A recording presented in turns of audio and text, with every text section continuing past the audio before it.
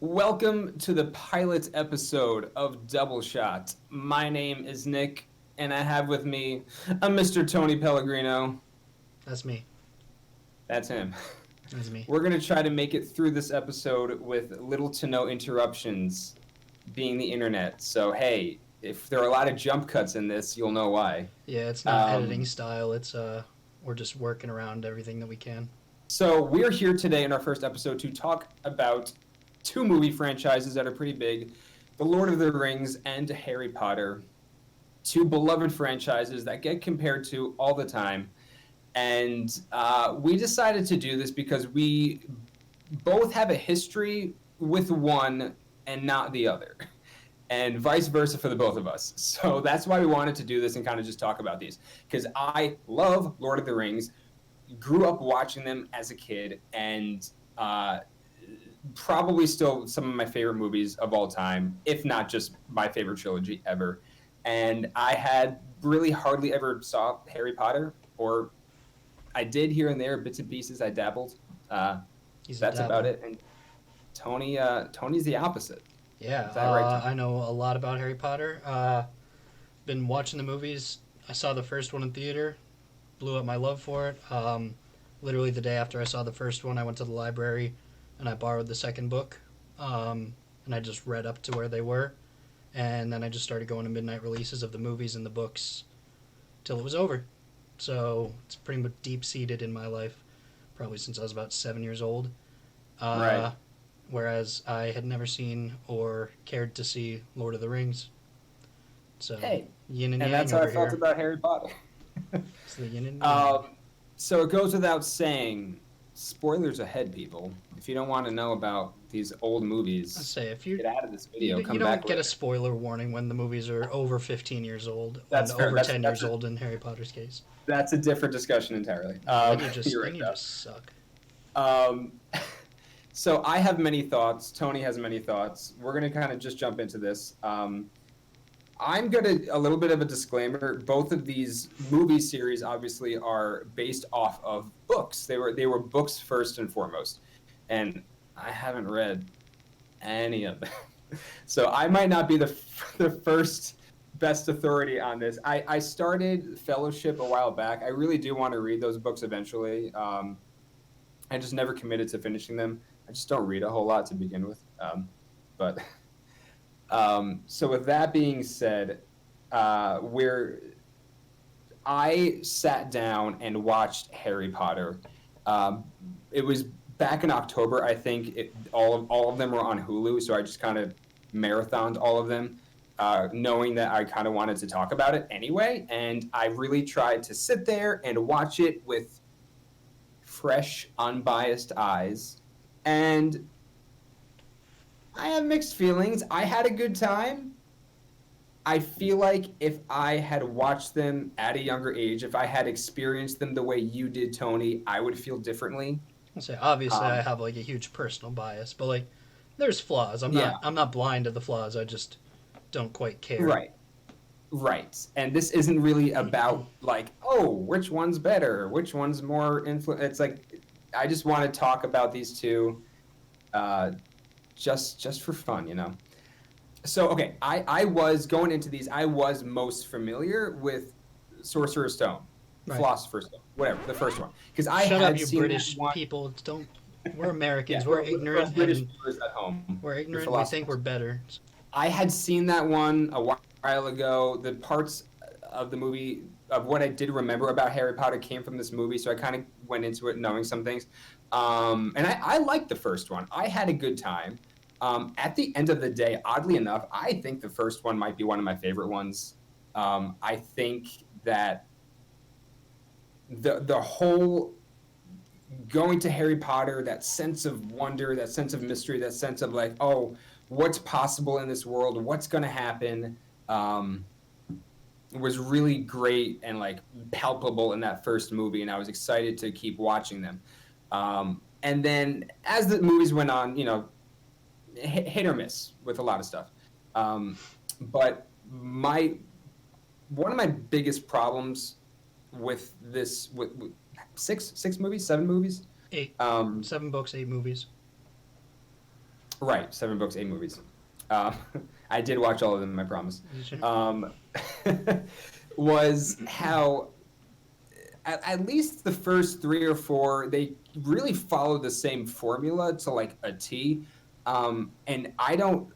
At least that's what I thought. Like the story starts with Harry at home, trouble ensues. He gets out of home in a wacky way. Him and Ron get to Hogwarts in a different wacky way. Oh, they're at Hogwarts. Stuff happens. There's a break.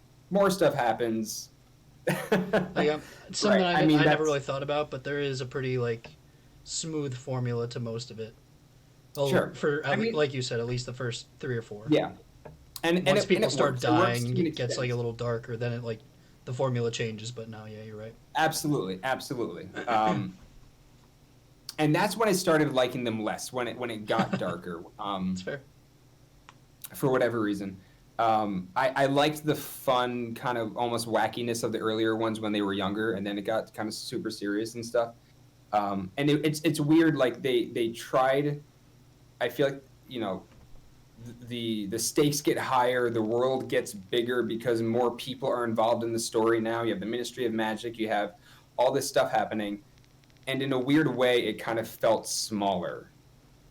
The Hard to thing explain. about that is, just disclaimer. This is all off the top Yeah. of my head. I might be wrong about some of these facts, but Mhm. I'm pretty sure about most of them. I think that by the time the first movie came out, the 4th book had just came out, and that's kind of why it probably feels like those 4 have the same kind of formula because she was just kind of writing books. It wasn't like a big multimedia franchise or anything yet. Sure, sure. And then the movie came out, and it was a huge success, and they were immediately like, "We're going to make all the movies now."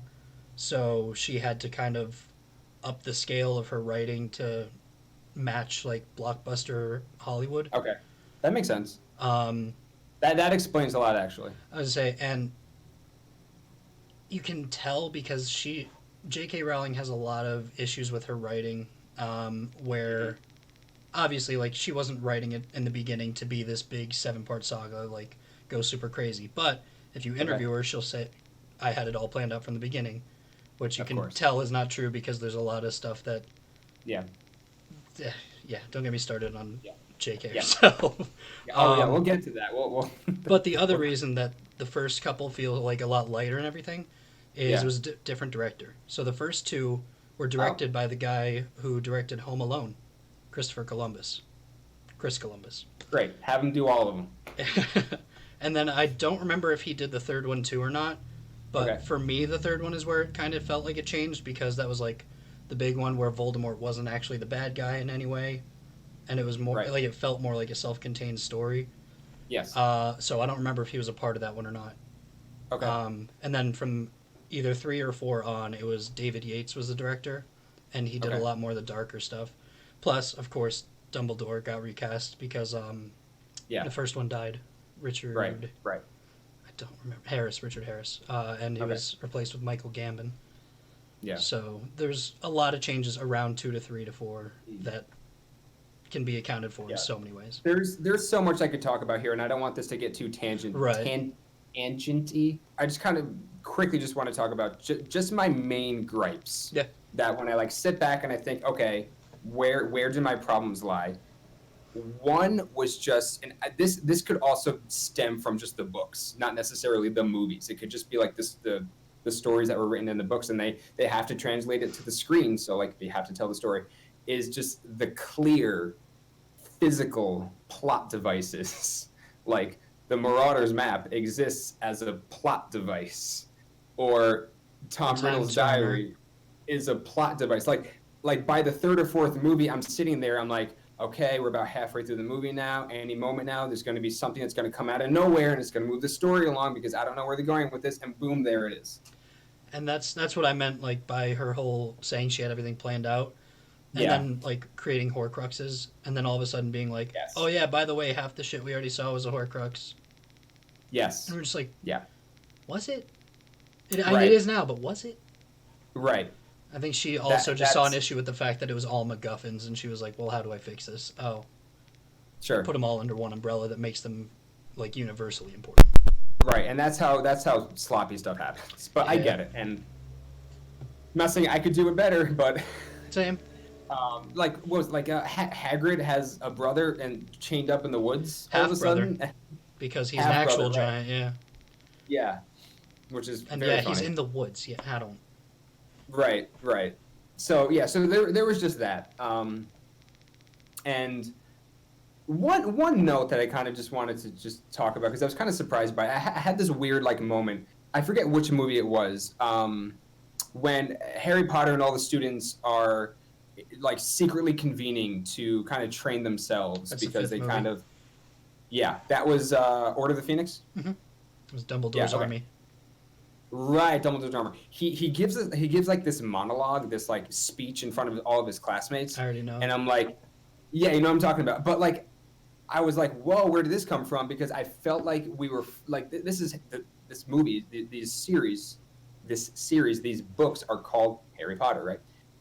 And I feel like that was the first time like we got into Harry's head. Like I knew what he was thinking because he was actually saying what he was thinking. I didn't realize that like up until that point, I felt like I didn't really know. I was watching Harry from the outside more or less, and not like in there with him. Right. You know, I do like this world a lot, and I do think that it will lend itself better to a TV series format, which we could talk about later in the video if Yeah. you want, but I was is planning to have it as a separate thing. right? Recently rumored, recently whatever, or maybe confirmed at this point to be in production, a Harry Potter series. I feel like that will lend itself to be a bit better because they can spend more time with these characters, developing them a bit more, and you know, just going on weekly zany, wacky adventures inside Hogwarts. That's what I want to see. You know, once we started getting into like the Horcrux stuff, like that's fine. You know, you have to have a bigger threat sometimes.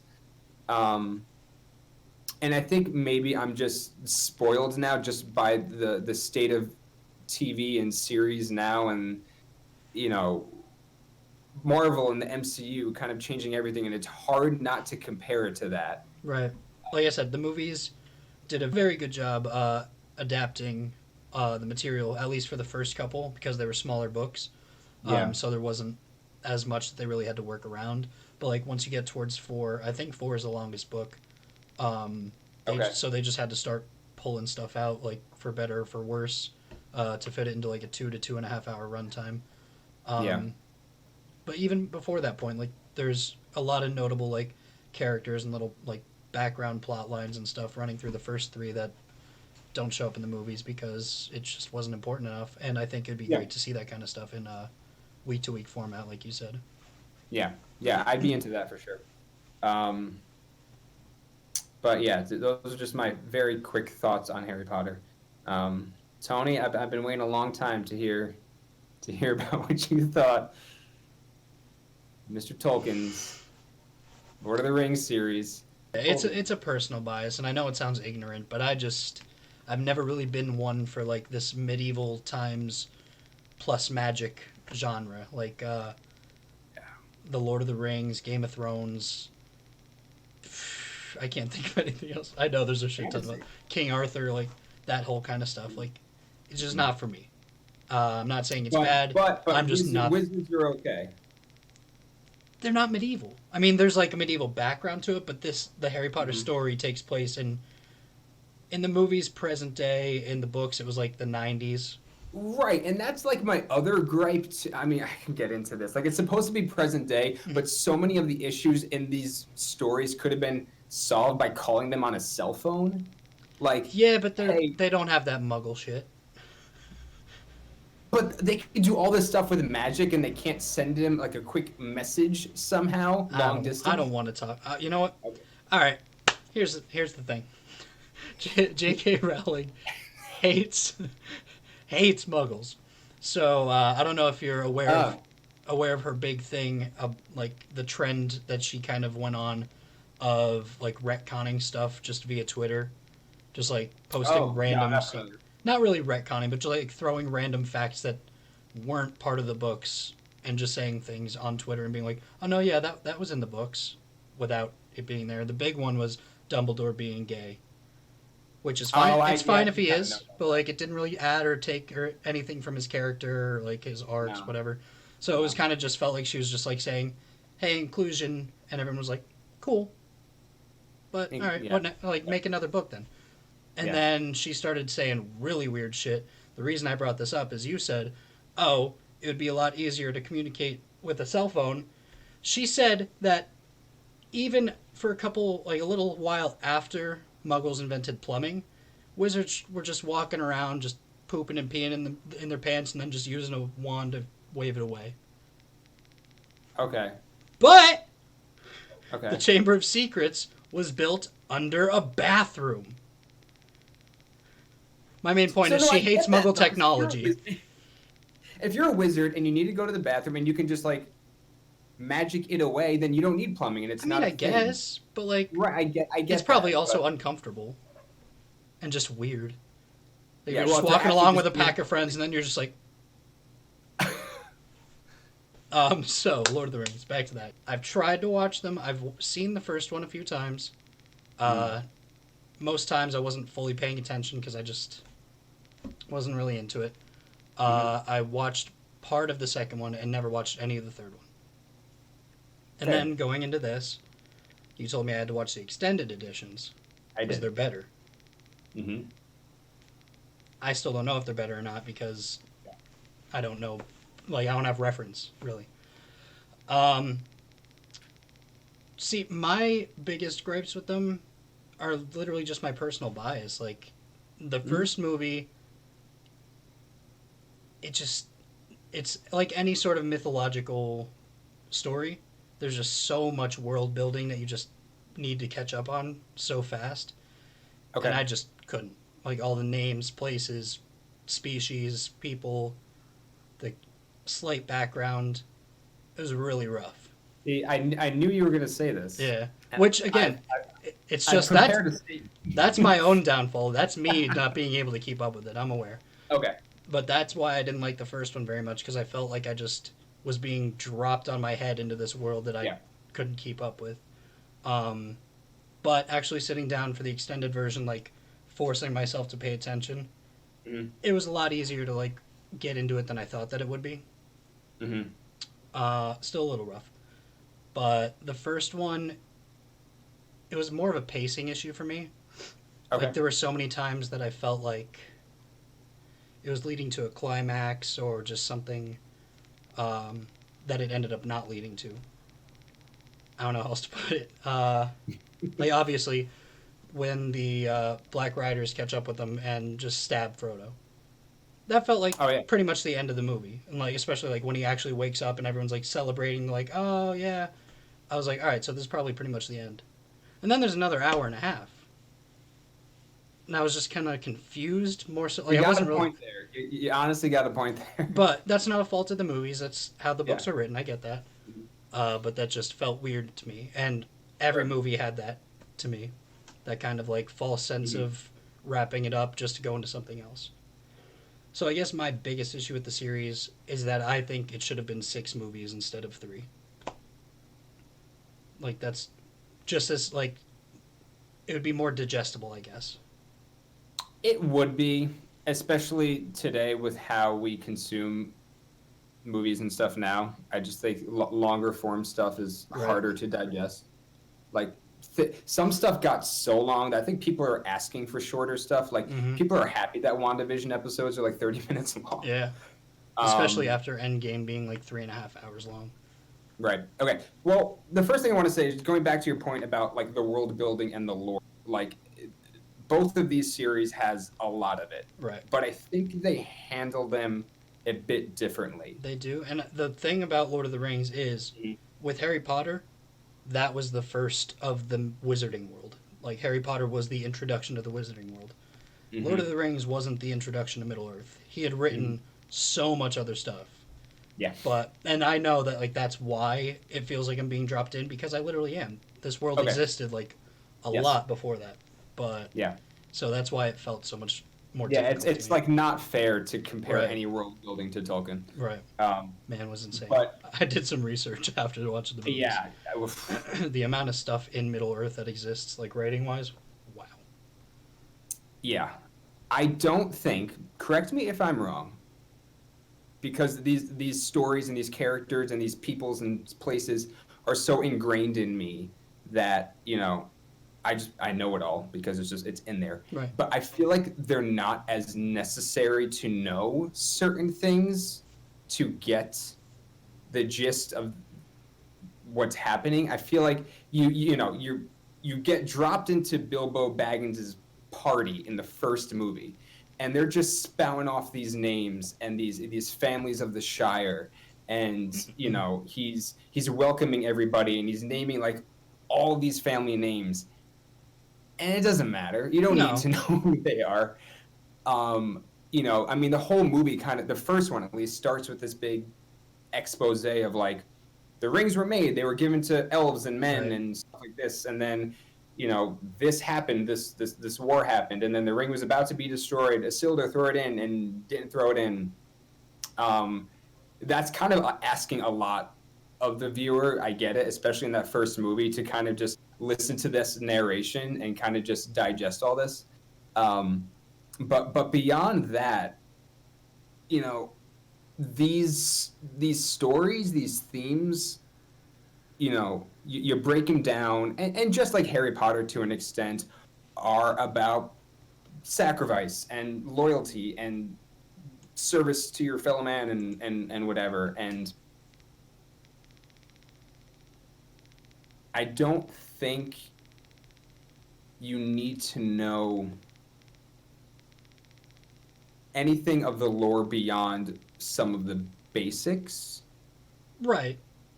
That makes sense. Now with Harry Potter, I guess once J.K. Rowling knew that she had to, write these for movies, it seems like, I feel like the lore started getting kind of heavy. I felt like I had a lot getting thrown at me Yeah. after maybe the third or fourth movie. Mm-hmm. Like, um, Yeah, that's when they started like going from just, oh, this is Harry and his friends fighting the Dark Lord, mhm, and then all of a sudden it was like, right. right, but did you know that Grindelwald fought Dumbledore with the Elder Wand, and also there's like the whole background of the Hmm. Barty Crouch and Barty Crouch Jr. Hmm. And their like little flashback, the Yeah. whole Ministry background. Yes. Everyone's parents had their own separate story, like the Yeah. Marauders being Harry's parents or Harry's dad and his friends. Yep. Yep. Yeah, and it just went batshit insane. You're right. Yes, yes, exactly. No, you're So in the same way, I guess you can again, you can enjoy Harry Potter, you can enjoy these movies without knowing those finer details. But I just had a harder time keeping up. Like, I watched these, not all of them, but many of them. I watched them sitting next to my girlfriend Maya, who's a huge Harry Potter fan as well. And I had to do the thing where I had to stop and pause the movie and ask her questions. And that's something I never do with movies. Like, I will sit there and digest it the way the director intended for me to digest these movies. I hate like people stopping to ask questions, but like several times I'd be like, wait, stop. Who and what was that thing? I was doing those with the Lord of the Rings movies too. I watched Fellowship by Yeah. myself, but then the other two I watched with my roommate, who was very, very familiar with them, and I was Okay. doing the same thing. I was just like, "Who's that? Why do you do Yeah. that? Why is it important? Right. What's his name? How'd he get there?" Mhm. And he was just like, "Oh my god, dude, just watch the fucking movie." I Yeah. was like, "I'm No, I trying, get man. it. I'm sorry." And here we are, two noobs talking about this stuff, and clearly there are people out there online in the world Oh, who know everything and anything about both these franchises. But it's just interesting seeing these two get compared all the time because yeah, they came out around the same time. That's probably one reason why people will compare them to. They're right. both fantasy type movies. Mm-hmm. Um, Yeah, I didn't and think at that. the That's fair. surface level, I could see why. Um, But then again, but like the Chronicles of Narnia movies started coming out around then too. forgot about those. But Exactly. yeah, So did everyone. So they're not really compared. And is it right. just because people didn't care as much? Because like, I think they're pretty comparable, at least Hmm. in the whole like fantasy genre as a sprawling Yeah. saga and books wise. C.S. Lewis and J.R.R. Tolkien were like really good friends. So Yes, sir. obviously that's a big connection there too. Yeah. But just movie wise, they never reached the same level. So Yeah, and I couldn't tell you why. My first thoughts marketing, like maybe Harry Potter is just like a bigger name for whatever reason than I think it's. Did you ever read the Narnia books? I read Lion, the Witch, and the Wardrobe, and I saw that in theaters. Um, I think that's it. I think that's the extent of what That's I've fair enough. seen. I had to read the first four for Hmm. school, and then my teacher like took us on a field trip to see the second one when it came out. So like I saw the first two Hmm. movies and I read the first four books, but the third book I think it just feels a little more like I don't even want to say a spin-off, but kind of like an anthology entry. So like you're Okay. not following the same characters on one sprawling saga the whole time. Like there's a whole lot of in and out. Like some characters drop out of full books and then come back next ones, and it Mm. just doesn't feel as linear as the other ones do. Like Sure. Lord of the Rings, it all takes place like right in a row. Like it's Yeah. one journey. That's the point. Yes. Yeah. And Harry Potter is very chronological with it being each Mm. year right in a row. And then these books were just like, whatever. So like I Right. don't think it was as easy to tell in a movie form where actors get older and younger, especially when it's centered around kids who age. Yeah, that's fair. Did you watch the Hobbit movies? You said you were going to try to do that. I watched the first one. I enjoyed it. Mm. I watched the second one. I accidentally got very high, and I did not enjoy it. It's the PG show, Tony. Dude, I'm sorry. Well, I dropped the F bomb earlier. I'm not even. Whatever. But no, like I said, my roommate who's like super familiar with the Middle Earth stuff, Yeah. he was like, "Do you want to watch a movie?" I was like, "Yeah, sure. Let's watch the second Hobbit movie." I was trying to get through all three of those anyway. He's like, "All right, you want a brownie?" And I was like, "Sure." I've never had an edible before. I'm like, "I'll give it a shot." Mhm. 20, 30 minutes passed, and I was like, "I don't really feel anything." And so I hit his little pen, and then it all hit me at once, and I was just spent the next hour of the movie in a full freak out. So I did not enjoy it. Dude, when Smog came on, oh my god, Oh my god. my brain was not okay. You might have been better off not seeing it. Mm. I'm like I said, I liked the first one. Yeah. It felt I've more s- accessible. I've seen yeah, first definitely more accessible. I've seen each of them once in Hmm. theaters when they came out. I enjoyed them for what they were. They weren't, Peter Jackson being told to make him a trilogy when he Right. really didn't want to. Um, And there's like notorious stories of actors, particularly Ian yes, McKellen, just not having a good time on them. So right.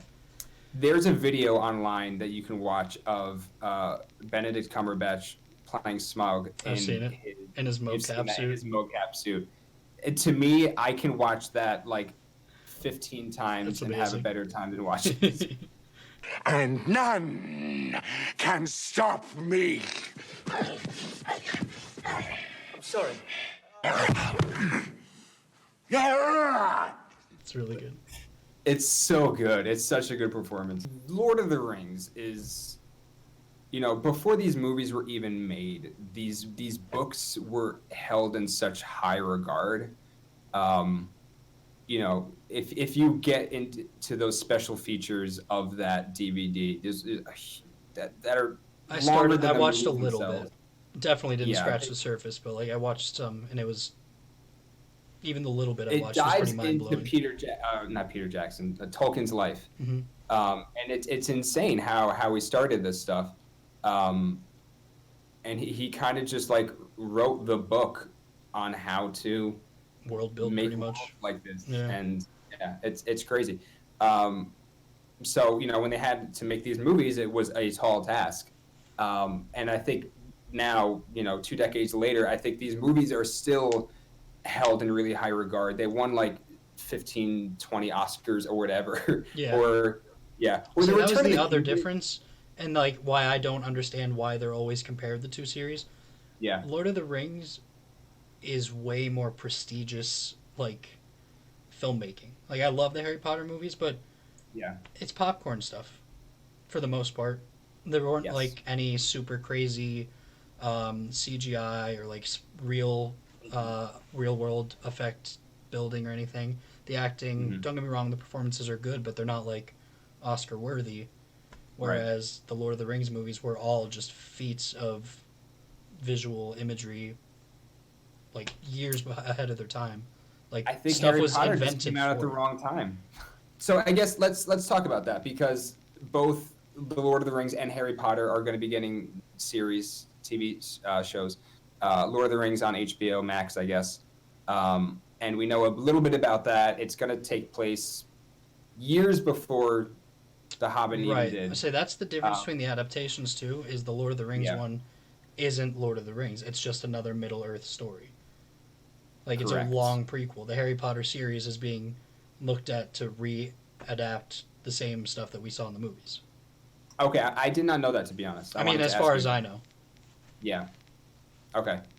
And I haven't brought up I haven't seen any of the Fantastic Beasts Me neither. films. Okay. But from what I've heard and read, and like Mhm. I've seen bits and pieces, they kind of fall into the same issues as J.K. Rowling's Twitter stuff. It's a lot of retconning that doesn't fit with Yeah. what she already told us.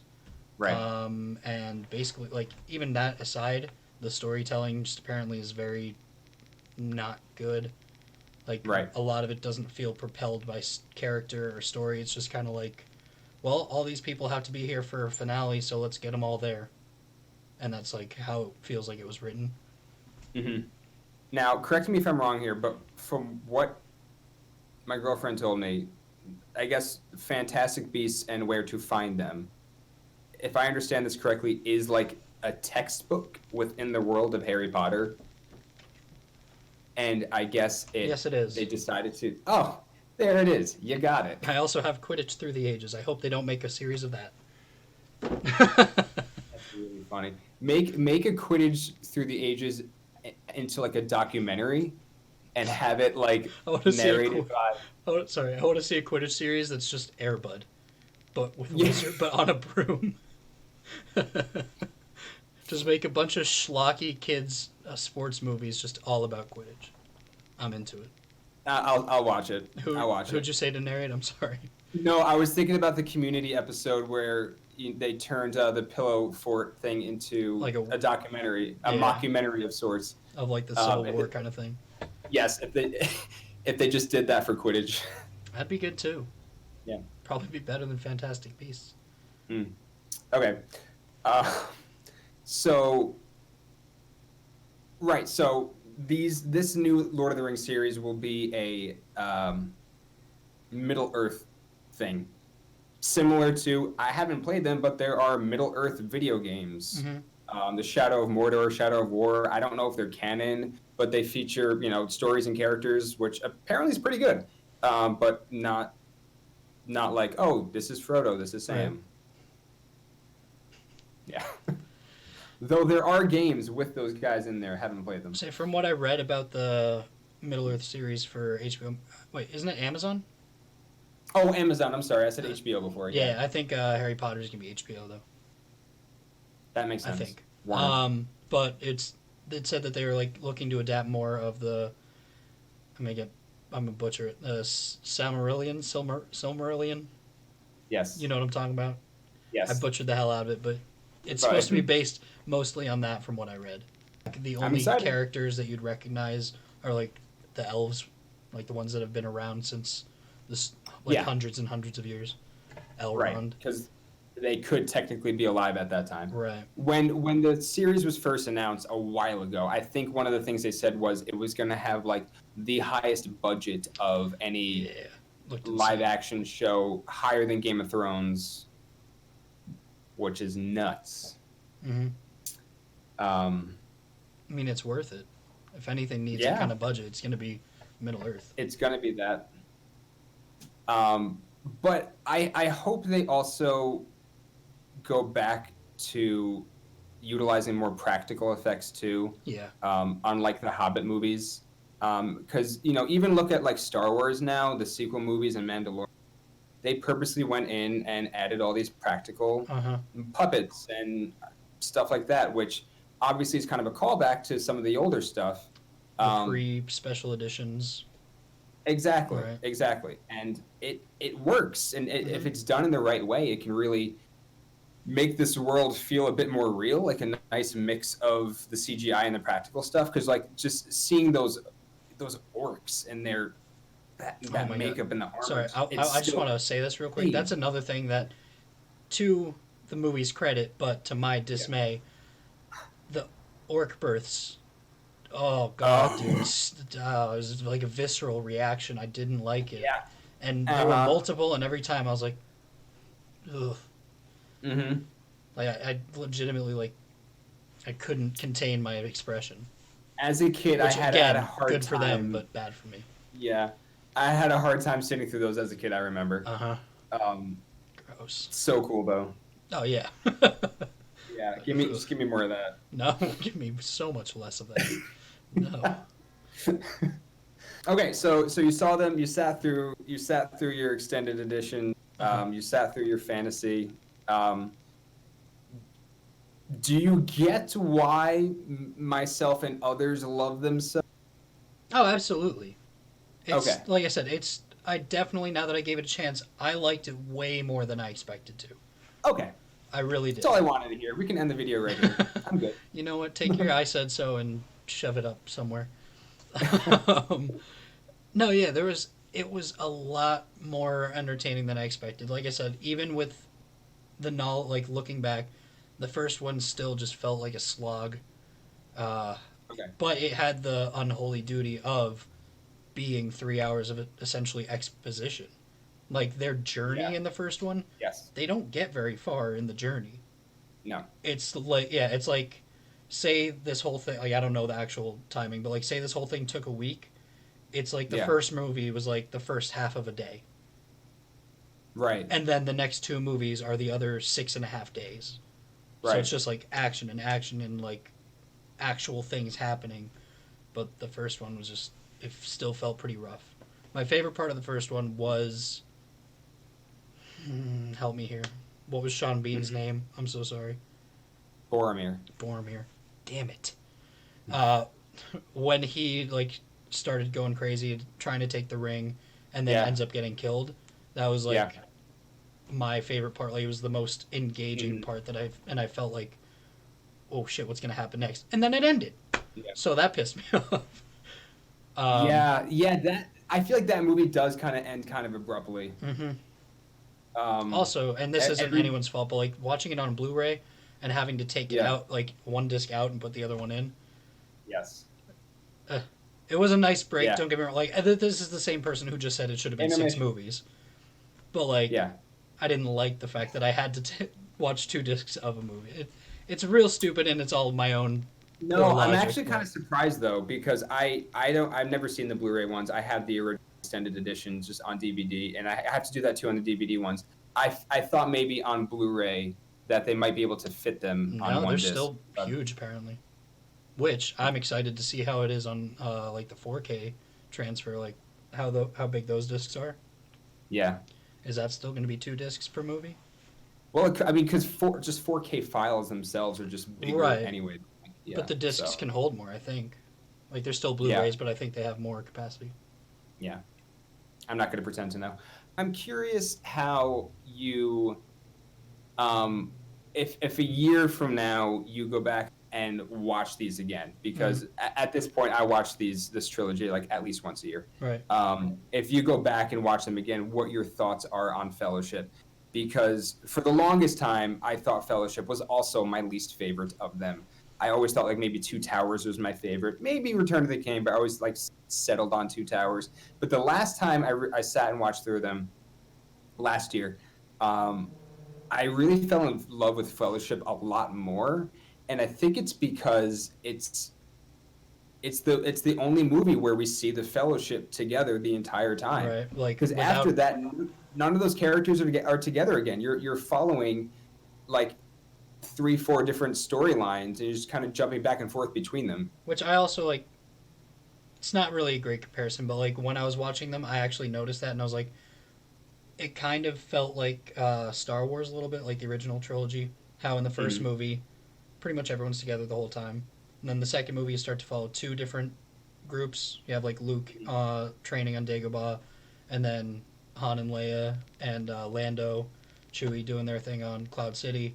Yeah. And then they don't technically all get reunited at the end because Han's frozen in carbonite and all that. Right. And then the third movie, you have Luke with Darth Vader. You Mm-hmm. have Han and Leia down on Endor, and then you have like the space battle. So like nobody is together at all. So like that's a really good comparison. That's like how I was thinking about it. I had never even thought about that with Star Wars, and that's totally right too. Mm-hmm. Wow. Yeah. Yeah, because so much happens in that first movie. You're totally right. Like it's a very short amount of, like you're saying. Mm-hmm. Wait. Did you say Fellowship was a short time or a long time? What do you mean? When you said like the length of the trilogy, however long it was, if I said did it takes. Fellowship- I said it covers a very short amount of the full journey. Sure. Yeah. Okay.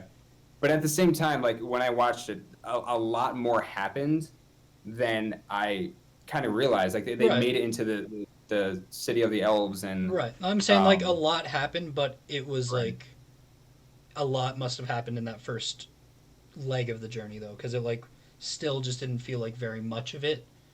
right. Like, I don't know how else to explain it. Like they went from No, I know what you the mean. because Shire. When you're following, when you're following the Fellowship, you kind of have to follow them during their journey, and then in the later movies, when they separate and you're kind of jumping back and forth between them, I think there's more leeway in like there being time jumps when you do stuff like that, and those time jumps being kind of like undefined, Yeah, and it being it okay, very much was. Yeah, you know.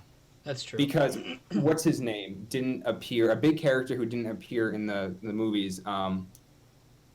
Wow, I can't believe I can't think of his name for this. Tom. Damn it, dude! I'm literally gonna look it up right now because I'm gonna be Look it up. I'm gonna be really mad. Bombadil. I just said it. Tom Bombadil. Yeah, he doesn't appear in the movie. And if you watch those special features on the disc, they do bring that up. They do talk about how they decided to exclude him because they really just wanted to focus on Frodo and Sam's journey, because that's kind of just what it is, and it wasn't really a part of the story that had that many consequences. So it was able to be axed, but they also filmed them in such a way that they could have, the Frodo and Sam that we see on screen, they could have stopped along their journey and have met him and done all that, and we just didn't see it as the audience. It could have just happened off screen. So it could have been like a deleted scene, pretty much. It could have. It wasn't, but it could have. Right. Yeah. If there's ever DLC for movies, they can have that. Right. So there's so much more I could dive into if I really wanted to, but no, that's all I wanted to hear from you, Tony. Screw you. And I feel like I want to articulate my thoughts about Harry Potter even more. I wish, and I know it's my fault, but I wish that we had recorded this just after I had watched them, because I had a lot more specific stuff I wanted to say, and Sure. most of it is faded from my head by now. No, I got you. And I think I did too with Harry Potter, but I mean, I don't want to get too specific, because I could literally just talk about a specific scene or how they decided to use that particular spell in that one particular instance, and that doesn't really matter. I think the main thing that I would like to discuss about Lord of the Rings is like the character relationship that I like the well, not even the relationship, but character relationship, not that I liked the most, but that like felt the most interesting, was Boromir's brother and their dad. Yes. And just all that shit. Yeah. I can't remember. And Denethor? yeah, I got you. So Denethor. Yeah. Denethor is the steward of Gondor. So not like the rightful ruler, but he Right. is the one sitting on the throne when he gets there. His sons Boromir and Faramir. Absolutely, a great storyline between their relationship between each other. Apparently in the books, Denethor is a bit different. He's from what I understand, again, I didn't read the books, but the such a fake fan. The orb, the eye. I don't know. Right? Yeah. I know its name. The thing that Actually, we Mary just had, like, messes with. yeah. So in the books, it's kind of explained a bit better that the reason why he's going kind of insane is because he's abusing this thing and it's Right. kind of messing with his head. Okay. Which is why he just went totally insane at the end and killed himself. Tried to kill his not dead son. Right. But yeah, That I shit was think that wild. the movies doesn't really touch on that too much. Yeah, that is kind of like a literal plot device as an Yeah. example. But like, that was what I like. I liked that a lot because yeah, Faramir felt a lot more interesting. Like I liked Boromir, but Faramir felt a lot more interesting because I wasn't sure what his motivations were. Like he made it seem like he was good, but then it also felt like he'd do anything to appease his father still, so he might double cross him anyway, even though he knows his father's kind of a dick. hmm But like I never actually knew what to expect from him because I wasn't sure which way he was going to lean, and I really liked that kind of inclusion. right. Yeah, he had like a sense of like duty and Mhm. honor and loyalty.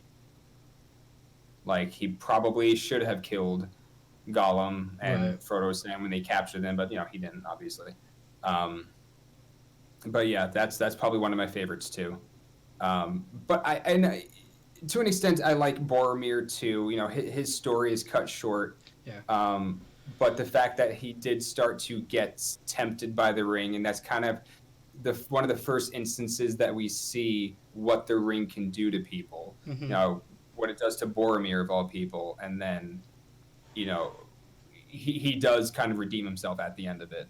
I'm trying to think of the relationships in Harry Potter that I really liked. I really did like um, this relationship between Harry and Dumbledore. This like he's the headmaster. He has to do his job and he has to act a certain way, and he knows Harry and what he's up to and all of his adventures, and he's breaking the rules and he's out when he shouldn't be and he's doing this and that and he's helping him too, because he knows what he's doing is important, and I think that's really cool to see. And to an extent, you get that with Snape, and I think that was the one relationship that I was at the end of it all, I was disappointed in the most. I thought we were going to see more between Harry and Snape, and then he dies. And then, we kind of find out why he is the way it is, and it's because he was in love with Harry's mom, and he hated his dad. And I thought that would have been brought up in some way between them, but it just never was. No. And that's one thing people are saying that they hope they do with the series. Like if they are just gonna remake the movies, essentially, they Yeah. want them to try and like maybe include a little backstory of like the time period of Harry's parents and like all of them going to school, so we can like learn a little bit more about them and Mhm. Snape, since he went to school with them, and then Sure. kind of see how Snape went from being just like this kind of creepy kid who got bullied a lot into essentially becoming a terrorist, like a Death Eater, and then leaving that group to become like Dumbledore's number one confidant, pretty much. Right, and that's the thing too. I was It's like, a I was big story confused. arc that's just kind of glossed over. It's more of just like Right. a hey, here's a twist, but it's not really shown. They dragged that on for so long, I felt like. And like they finally revealed that he was working for Dumbledore, but you're right, it was such like a non-thing at that point. Mm-hmm. There were a few instances in that case where I thought they were going to do something and lead up to something that didn't just end up happening. And I think one of the biggest ones was when the Ministry of Magic was just in complete denial that Voldemort was back, and they were just using all this propaganda and stuff to say that no, he's not, calm down, it's all crazy talk. And I really thought they were just going to lead that into because people in the Ministry of Magic were also working for Voldemort. Yeah, and there was like one that was, I think. Maybe I don't remember his name. There's like one that I'm pretty sure was like a double agent, but like they also glossed over that pretty hard. But yeah, I thought that was going to be a bigger thing. I thought it was going to be had agents on the inside working for each other. I thought that was going to be a thing, and it just wasn't. They were just being dumb. Yeah. Yeah. It was. Did you watch Avatar: The Last Airbender? course I did. I thought I was like 99% sure you were. It all feels very. There is no war in Bossing Say. Yes. Yes. It felt very much like that, but without the payoff. Right. Yeah, it did. They were like hammering that in your face, like, and then nothing happened. And then it was just like, oh shit, the minister is just really, really dumb. Yes. And like, yeah. So, that did suck. Yeah. A lot of just not smart people in that universe. But I feel like I feel like I'm saying that I hated these movies. I definitely. I enjoyed, like you said, they're popcorn movies. I had a good time. Mm-hmm. I want to see more. I want to get into this world. Read Harry Potter wiki pages and get invested. I don't feel like I'm there yet. I don't have something to have any final thoughts before you want to wrap this up. One thing that neither of us touched on about either series, and it's not like important to the series itself, especially the writing, because it's not there. The music. Oh, yeah. John Williams' amazing scores for all the Harry Potter movies, and Howard Shore's fantastic scores for the Lord of the Rings movies. I don't know if he did The Hobbit or not, music-wise. I don't know either, to be honest. Oh, sorry. One thing that really just freaked me out about the second Hobbit movie, hearing Ed Sheeran over the credits. What was that? Dude, I don't even know if I knew who Ed Sheeran was when I saw. Exactly, but he was over the credits. That's really funny. It just doesn't fit. I mean, it was a decent song. It's just out of place and strange. I don't know Ed Sheeran that well. Is he Irish? I think. I'm like 90% sure. Well, they did that with, in I think it was Fellowship. Over the credits, they had Enya sing. Oh, did they? You know who? Yeah. Yeah, I know who she is. But did she sing in Gaelic or whatever though? Did you because I feel like that would be a little more fitting. I think some of it was in Gaelic and some of it wasn't. Yeah, Ed Sheeran was just singing like an acoustic ballad in English. I don't know. Which it could. All right, you know what? Also, sorry, this is just the Hobbit movies themselves were just odd. The whole musical number with like the Goblin King or whatever that guy was. I don't even remember. Really?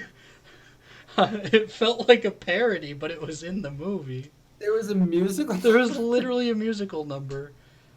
Oh God! You know, I'll edit it in here. Down, down, down in Goblin Town.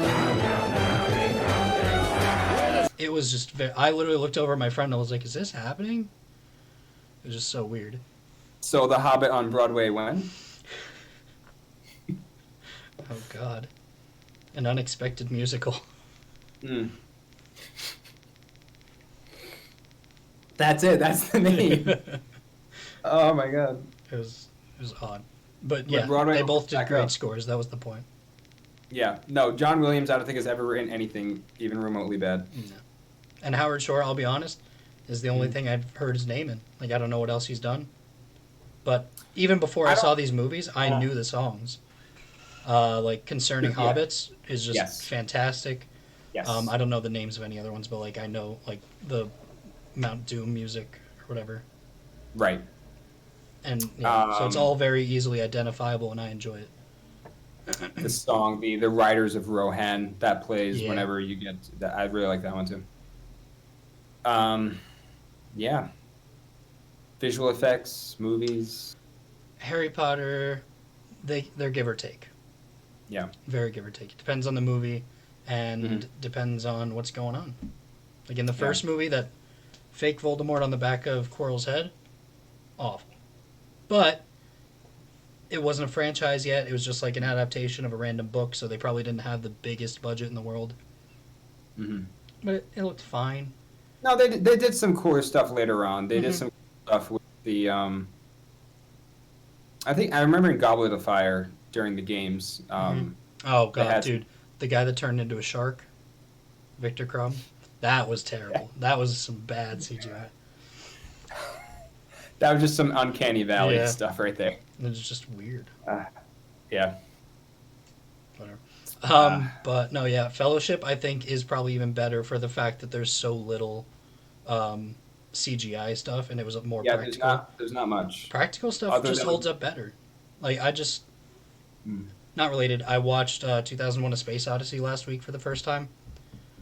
Okay. Holy shit, is that a beautiful movie? Like, I I did haven't not seen it, like the like, movie very much. I'm not going to decade sit or here more. and try to be like some pretentious film guy because Yeah. I didn't like it. But like looking at it, wow. And that was made in like Okay. 67, I think. It was before Star Wars, and it still had some amazing space stuff. Wow. I didn't realize it was that old. hmm Wow. So like, and it's because it was all practical. Like he wouldn't try and do some Yeah. like rotoscoping or like garbage stop motion. It would look terrible now. But because it was all Mhm. practical, as soon as you kind of like upscale it and like fix the scratches and all that, it looks like a painting. It's beautiful. And that's Wow. how Lord of the Rings is going to be in like the next 50 years. People will watch it yeah. and they'll be like, "Wow, it still looks great." Harry Yeah. Potter, it'll be hit or miss. How did it look in Blu-ray? I didn't have any reference really, but I think it Hmm. looked good. Okay. Yeah, I'm curious how Like, like there movies wasn't- that weren't shot in like HD when they Yeah. get upres, if it There wasn't does very much anything. that like felt fake or like Mhm. forced or like weird. Like there wasn't very much of that. But like I said, I saw a trailer for the 4K releases that are Mm. coming out soon, and even on my non 4K TV, like I could see a difference between that upscale and what I had watched. Okay. When's that coming out? Sometime this year, I think. Oof. Well, this year it would be the 20th anniversary, right? The first one came out in 01. Yes. I think Yep. so. Yeah. So it'll be the 20th. Mm. Yeah. I bet they were trying to have the series out for its 20th anniversary too, but with COVID, I doubt that's. Yeah. But That's a also, shame. like, I know I was like looking at it, and Peter Jackson said that like he personally was tending to like some of the touch ups and everything. Like they're not redoing anything like George Lucas did, but they Okay. are going to like go in and like try to The upscale touch-ups for like specifically. for the 4K you're talking Mhm. about. Cool. That's good they got him involved. Oh yeah, yeah. I Yeah. may be wrong, but from what I read, I think it said that it was like not his idea, but like he was the Mhm. one who was very much like, yes, let's go forward with that. Nice. All right. Well, I think that's all I have to say on the matter. We didn't really follow our little list. We got on a lot Fine. of tangents that just kind of. And I knew that was gonna Put it all happen, in a which is ball. why I made it. It's all right. We Could've should been give worse. this thing. We should give this thing a clean ending. If people are still listening to this an hour in, if you're like, this could be a podcast. This is a podcast. We gotta get it up on SoundCloud or something. Thanks for listening, somewhere. everybody. All right. Just pretend you're from This- pretend you're from Hawaii when you say bye, and just say aloha, because I have something I want to say. When you're saying bye. Okay. I have nothing else to say. I have nothing to plug. This is our first time doing this. I'm just happy our internet stayed for this. That's all For I care 90%. about. This was 95%. a success in my book. Yeah, I'm just gonna say it'll only get better from Aloha. here. Oh, you said okay. I I'll- said. Sorry, I was in the middle of a sentence. All right, we'll do it again so we can get it clean. Go. Do I say it again? Okay. Aloha. Aloha Mora. Wait, Aloha Mora? Yeah, that's a Harry Potter spell. Oh. To unlock the doors. The hell? I don't know, man. I don't even That's want to so be funny. here. Oh my god.